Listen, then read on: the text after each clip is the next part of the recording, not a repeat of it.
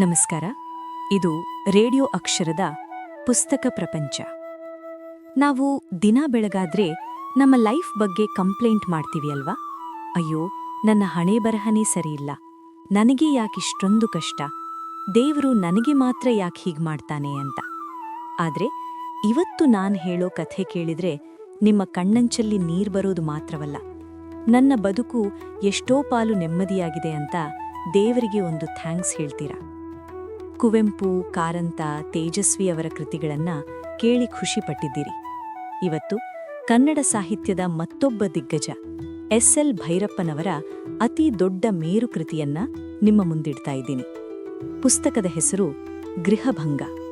ಅಂದ್ರೆ ಒಂದು ಮನೆ, ಒಂದು ಸಂಸಾರ ಹೇಗೆ ಚೂರಾಗಿ ಹೋಗುತ್ತೆ ಅನ್ನೋ ಕಥೆ. ಈ ಕಥೆಯ ನಾಯಕಿ ನಂಜಮ್ಮ. ಯಾವತ್ತಾದ್ರೂ ನೀವು ಬೆಂಕಿಯಲ್ಲಿ ಬೆಂದು ಅಪ್ಪಟ ಚಿನ್ನವಾಗಿ ಹೊರಬಂದ ಹೆಣ್ಣನ್ನ ನೋಡಿದ್ದೀರಾ? ಆ ಚಿನ್ನವೇ ಈ ನಂಜಮ್ಮ. ಒಳ್ಳೆಯ ಮನೆತನದಲ್ಲಿ ಹುಟ್ಟಿ ಸಂಸ್ಕಾರ ಕಲ್ತಿದ್ದ ಹುಡುಗಿ ಅವಳು. ಆದ್ರೆ ಅವಳು ಮದುವೆಯಾಗಿ ಬಂದ ಮನೆ ಎಂಥದ್ದು ಗೊತ್ತಾ? ಅಕ್ಷರಶಃ ಒಂದು ನರಕ. ಅವಳ ಅತ್ತೆ ಗಂಗಮ್ಮ ಊರಿಗೆ ದೊಡ್ಡ ಜಗಳಗಂಟಿ. ಅವಳಿಗೆ ಸೊಸೆ ಅಂದ್ರೆ ಮನೆಗೆ ಬಂದಿರೋ ಒಬ್ಳು ಕೂಲಿಯವಳು ಅಥವಾ ಗುಲಾಮಿಯಷ್ಟೇ. ನಂಜಮ್ಮ ಬೆಳ್ಳಂಬೆಳಗ್ಗೆ ಎದ್ದು ಇಡೀ ಮನೆಯ ಕೆಲಸ ಮಾಡಿ ದನದ ಕೊಟ್ಟಿಗೆ ಗುಡಿಸಿ ಬೆವರು ಸುರಿಸಿ ದುಡಿದರೂ ಕೂಡ ಆ ಅತ್ತೆಯ ಬಾಯಿಂದ ಒಂದೇ ಒಂದು ಒಳ್ಳೆಯ ಮಾತು ಬರ್ತಾ ಇರಲಿಲ್ಲ. ಬದಲಾಗಿ ಬರೀ ಬೈಗುಳ, ಶಾಪ.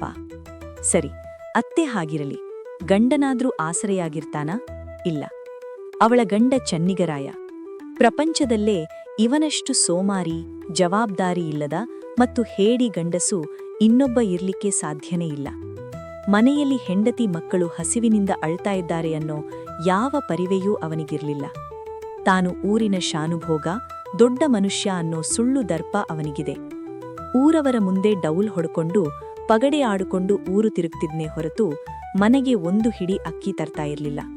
ಬದಲಾಗಿ ಮನೆಗೆ ಬಂದು ಅದೇ ಹೆಂಡತಿಯ ಮೇಲೆ ದರ್ಪ ತೋರಿಸ್ತಾ ಇದ್ದ. ಇಂಥ ಗಂಡ, ಇಂಥ ಅತ್ತೆಯ ನಡುವೆ ಆ ನಂಜಮ್ಮ ಪಡೋ ಪಾಡಿದೆಯಲ್ಲ, ಅಬ್ಬಾ! ಮನೆಯಲ್ಲಿ ಕವಡೆ ಕಾಸಿಲ್ಲ, ಊಟಕ್ಕೆ ಗತಿಯಿಲ್ಲ. ಆದರೂ ತನ್ನ ಸ್ವಾಭಿಮಾನವನ್ನ ಆಕೆ ಎಲ್ಲೂ ಬಿಟ್ಕೊಡ್ಲಿಲ್ಲ. ಬೇರೆಯವರ ಮುಂದೆ ಯಾವತ್ತೂ ಕೈ ಚಾಚಲಿಲ್ಲ.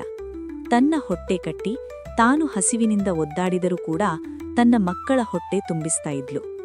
ಅವಳಿಗಿದ್ದ ಒಂದೇ ಒಂದು ಆಸೆ ಅಂದ್ರೆ ತನ್ನ ಮಗ. ನನ್ನ ಮಗನನ್ನ ಓದಿಸ್ಬೇಕು, ಅವನನ್ನ ದೊಡ್ಡವನಾಗಿ ಮಾಡಬೇಕು.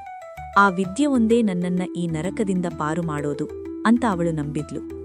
ಆ ಮಗನ ಸ್ಕೂಲ್ ಫೀಸ್ ಕಟ್ಟೋಕೆ, ಅವನಿಗೆ ಪುಸ್ತಕ ಕೊಡಿಸೋಕೆ ಆ ತಾಯಿ ಹಗಲು ರಾತ್ರಿ ಅನ್ನದೇ ಮಣ್ಣಲ್ಲಿ ಮಣ್ಣಾಗಿ ದುಡಿಯುತ್ತಾಳೆ. ಅವಳ ಕೈಗಳು ಕಾಯ್ತವೆ, ಮೈಯೆಲ್ಲ ಸೊರಗಿ ಹೋಗುತ್ತೆ. ಆದರೂ ಮಗನ ಮುಖ ನೋಡಿದಾಗ ಅವಳ ಕಣ್ಣಲ್ಲಿ ಒಂದು ಭರವಸೆಯ ಬೆಳಕು ಮೂಡ್ತಾ ಇತ್ತು. ಆದರೆ ಅವಳ ಕಷ್ಟಗಳನ್ನ ನೋಡಿ ಆ ಪ್ರಕೃತಿಗೂ ಕರುಣೆ ಬರಲಿಲ್ಲವೇನೋ. ಒಂದರ ಮೇಲೊಂದಾಗಿ ಆ ಊರಿಗೆ, ಅವಳ ಮನೆಗೆ ವಿಘ್ನಗಳು ಬರ್ತವೆ.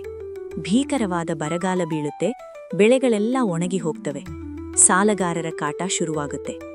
ಇದೆಲ್ಲವನ್ನೂ ಆ ಒಂಟಿ ಹೆಣ್ಣು ಎದುರಿಸ್ತಾಳೆ. ಆದ್ರೆ ವಿಧಿಯ ಆಟ ಬೇರೆಯೇ ಇತ್ತು. ಊರಿಗೆ ಪ್ಲೇಗ್ ಅನ್ನೋ ಮಹಾಮಾರಿ ರೋಗ ಕಾಲಿಡುತ್ತೆ. ಇವತ್ತಿನ ತರಹ ಆಸ್ಪತ್ರೆಗಳಿಲ್ಲ, ಮೆಡಿಸಿನ್ ಇಲ್ಲ, ಲಸಿಕೆಗಳಿಲ್ಲ. ಊರಿನಲ್ಲಿ ಮನೆಗೊಂದು ಶವ ಬೀಳೋಕೆ ಶುರುವಾಗುತ್ತೆ. ಊರಿಗೆ ಊರೇ ಸ್ಮಶಾನ ಆಗೋಕೆ ಶುರುವಾಗುತ್ತೆ.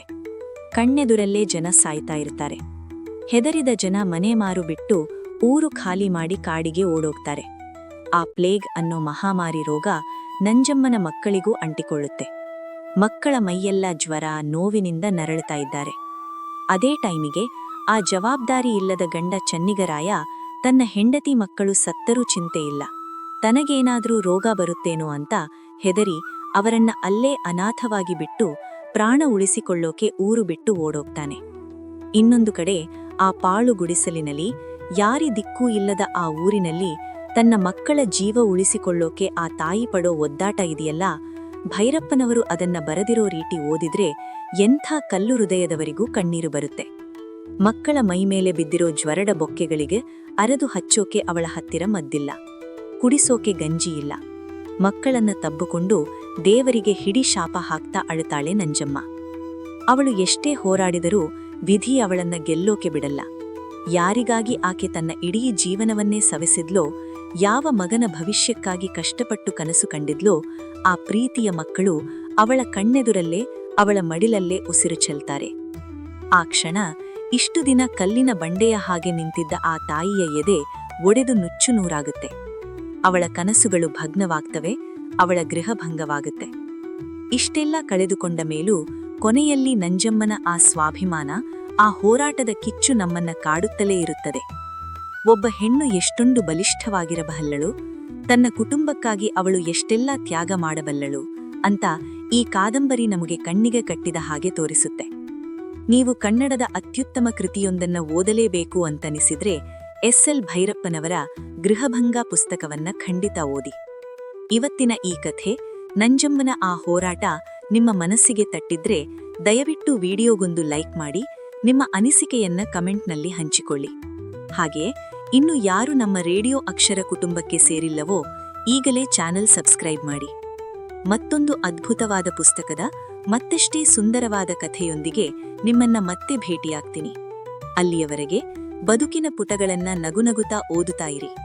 ಇದು ರೇಡಿಯೋ ಅಕ್ಷರದ ವಿಶೇಷ ಕಾರ್ಯಕ್ರಮ ಪುಸ್ತಕ ಪ್ರಪಂಚ. ನಮಸ್ಕಾರ. ಕೇಳ್ತಾ ಇರಿ ರೇಡಿಯೋ ಅಕ್ಷರ.